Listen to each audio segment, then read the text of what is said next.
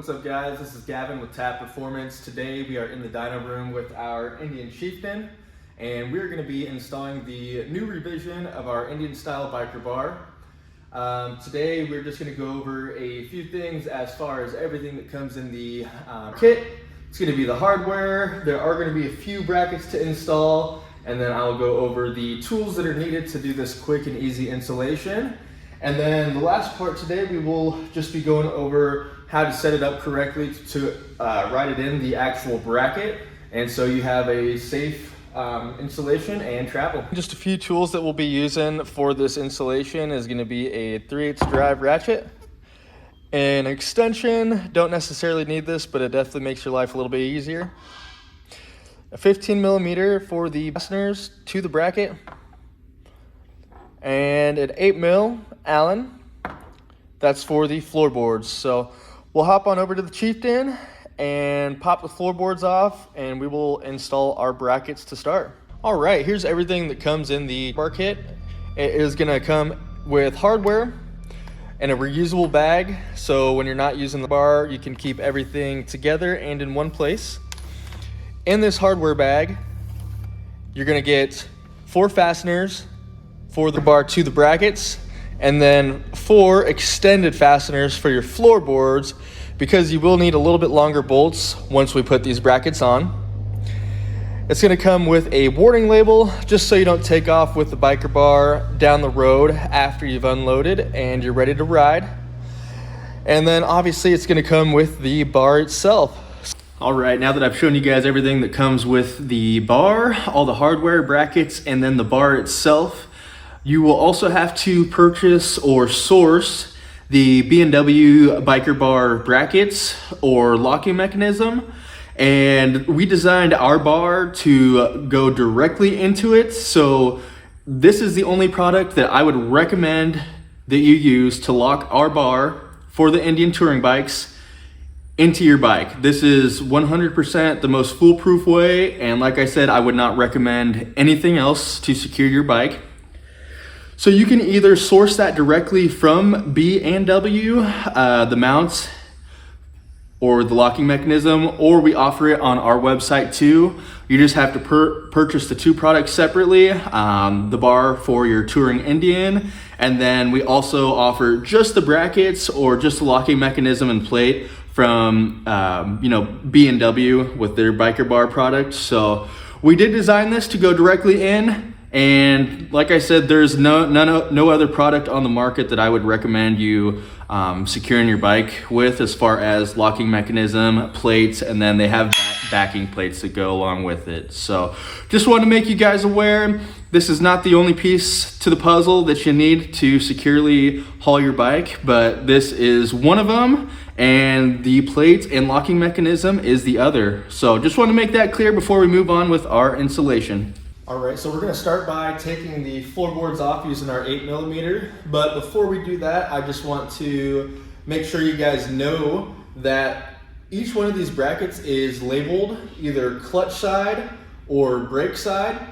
So you wanna make sure this is on the correct side, that way the bar is at the correct height and at the correct angle, and you want the engraving or the letters facing inside once you do get it to the correct side. So I'll put this clutch side bracket over there for now, and then we will start with this brake side bracket and make sure that it is facing in. All right, so now we have our bracket, letters facing in. We have our extended fasteners for the floorboards. And really what I just want to do here is get these bolts started. At least one of them.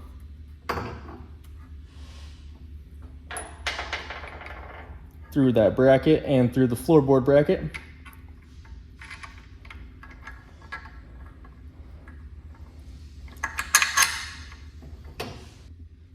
All right, so we have that one extended fastener through the floorboard and through our actual bracket.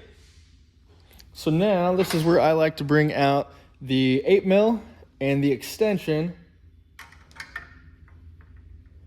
Just get it in there, and then I'm ready to start it on the frame.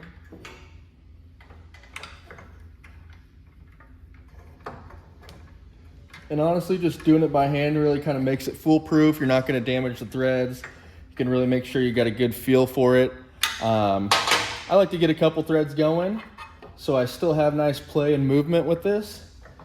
And then get the other half lined up here and feed that through as well.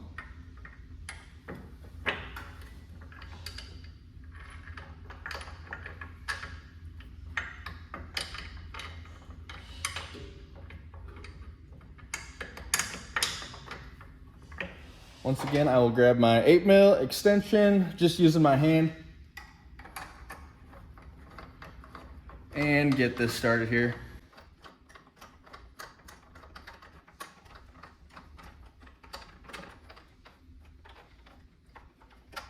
Like I said, I'm just using my hand as to not damage the threads. In 1 second, we'll go back and actually snug it down with the ratchet.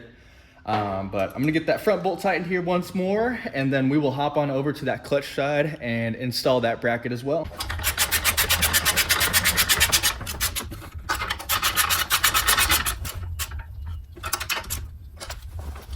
All right, now we're on the other side. This is very similar. We're only gonna need that 8mm right now, and there's only 2 fasteners on this floorboard. But if you're already kind of looking at this one and wondering if you're going to be able to fit it in there, the Allen, you may or may not, just kind of depending on where your shift linkage is. But something really easy, I know you can barely see the head of this bolt. If we loosen this first, the floorboard will rotate and give us plenty of access to that rear bolt. So I'm gonna go ahead and loosen that front bolt and then let you guys watch me loosen that bolt, and we will have the floorboard off. And I already have the brackets and bolts prepped and ready to go. So I will probably just pop these old fasteners off, put that bracket on, and then tighten it back down. And then we'll have those brackets on both sides.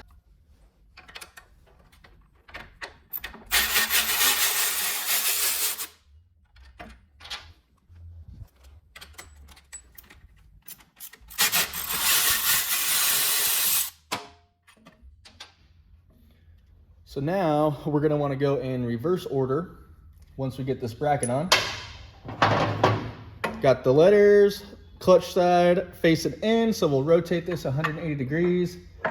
Push the bracket against the frame, push the floorboard against the bracket, grab our hardware and wiggle that rear bolt in if we can.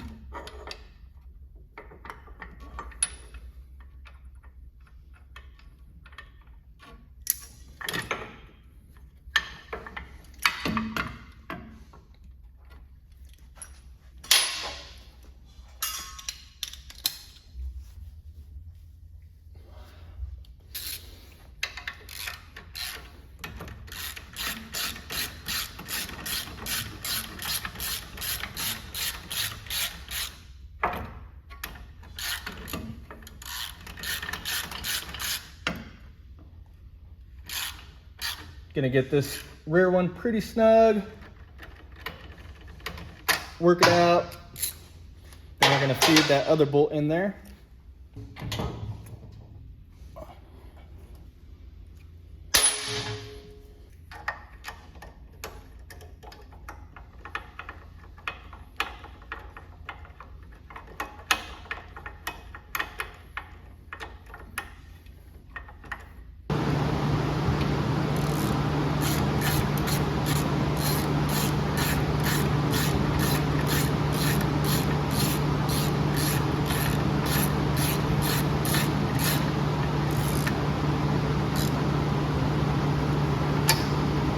So here's what's left of the kit. We have the biker bar, we have the warning label for the throttle, and then we have the 4 fasteners that fasten the actual biker bar to our brackets that we just installed. And if we look at this biker bar, we see that it is not perfectly symmetrical as far as where the mounting brackets go. If we look at it from the side, yours will not have this label. I just wanted to get that on there so you guys can visually see it. The angled part is going to be facing up towards the sky. So hopefully this helps you as far as getting the correct orientation when we install it. But as long as you remember the slant goes up towards the sky, you're going to be all right. Let's go ahead and get this on the actual bike here. All right, so we have a bar.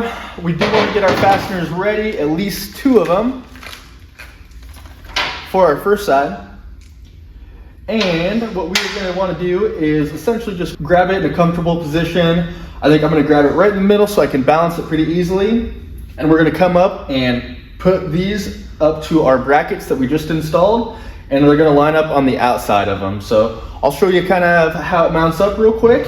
We'll get those 2 fasteners on and then hop on over to the other side. All right, so we're going to make sure that our tabs are on the outside of our brackets and just slide it on up there. You can see it lined up pretty dang easy. Peek at the other side. Our angle is facing up, and we are just going to want to start these by hand. Just get a few threads in that first bolt, and we are also going to do the second here.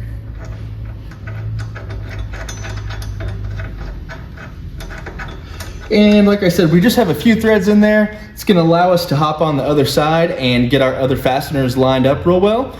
Then we'll come back and tighten all 4 of them. But let's hop up to that other side and get those other 2 fasteners through our bar and into the brackets. All right, and this is why we just start with just a few threads once we're getting this bar on. Look at how much movement and play we have to perfectly get these other 2 fasteners in there and lined up.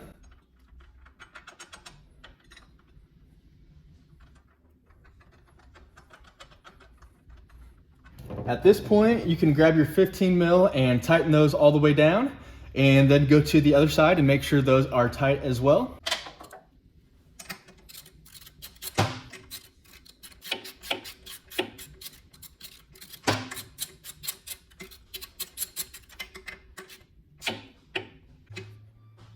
If you're wondering how I got access to this top bolt, you can kind of see when I went in there straight. Wasn't great.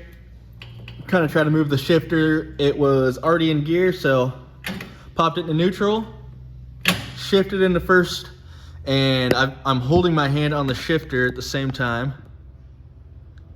in first, and now I have a lot more room to tighten that top bolt. Get a good snug on it. So we have the Chieftain biker bar install pretty much completed.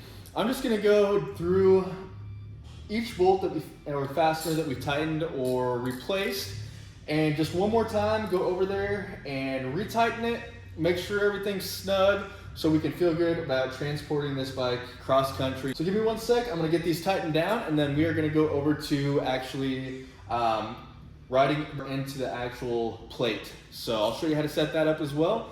But first things first, we're going to make sure it's 100% ready to go on this Chieftain.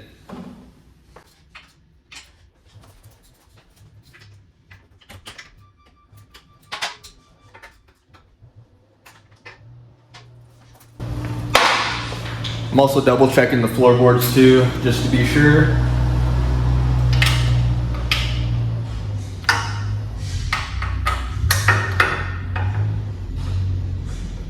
Awesome. I think we're good to go. We're gonna get the bike pulled off and then show you how to get it actually locked in the plate for transportation.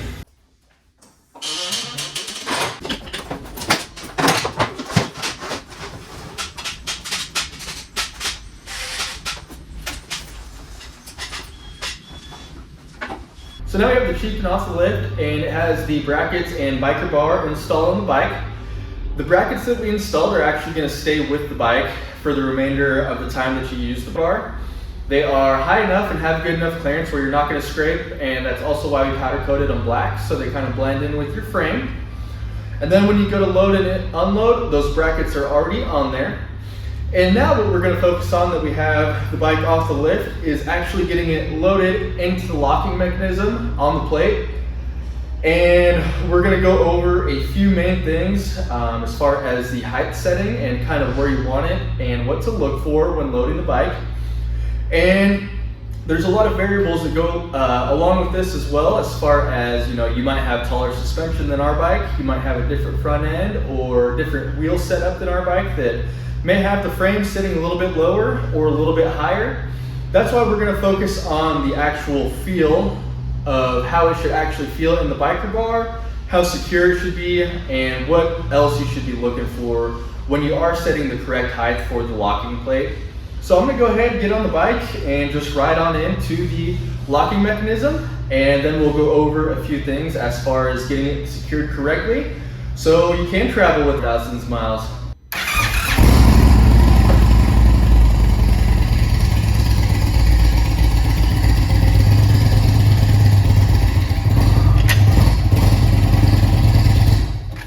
All right, so if you can see down low, we're locked in with the...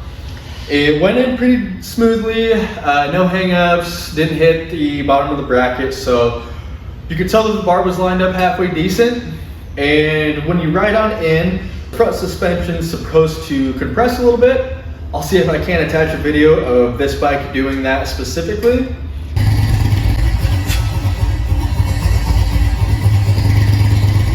And some of that pressure from that compressed suspension is what kind of keeps it locked in and keeps this front end from moving. So if you can see now, I have a little bit of play here.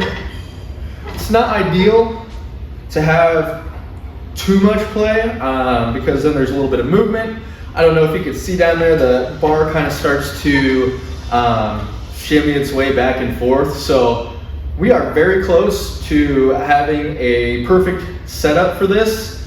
I'm going to pull this bike off. I'm going to see if I can't lower the locking mechanism just maybe like a 1/4 inch. It's going to give us a little bit more compression on that front end. And at that point, I bet we don't have any movement at all. So I'm going to give it my best go, see if we can't get that dialed in perfectly, re-pull this bike into the biker bar and see if it isn't just perfect at that point, and we'll feel comfortable and ready to have it travel across the US again.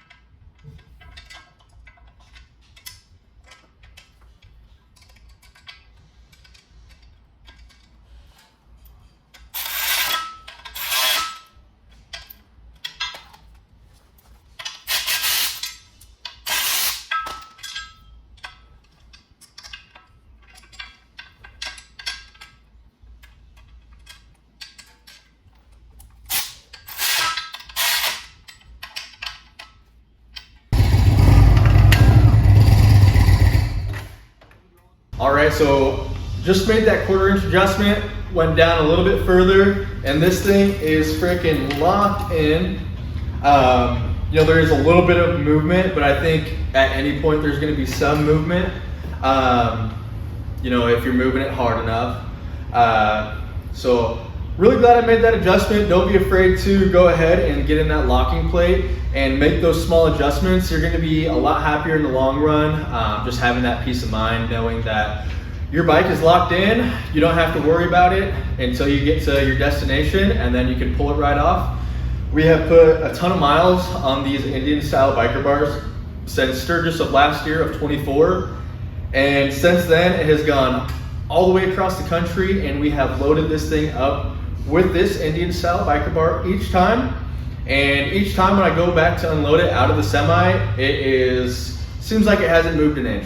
This is the most comfortable I have felt transporting bikes in my whole life. And I've transported a lot of bikes in the bed trucks, trailers, tandem axles, and now we're in the semi, and this is by far the most secure and most peace of mind product that you can have.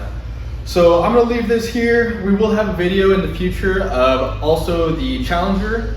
This is specific to the Chieftain, but we are hoping to also have something for the Challenger shortly as well. So stay tuned. If you stuck around for the full video, thank you guys so much. And last but not least, guys, we have our little warning label that goes over the throttle hand grip. And this essentially is just so you are not riding off once you get to your destination. This is not designed to stay on when you're riding. Just designed to stay on for transport. Once you get to where you're going, take it off.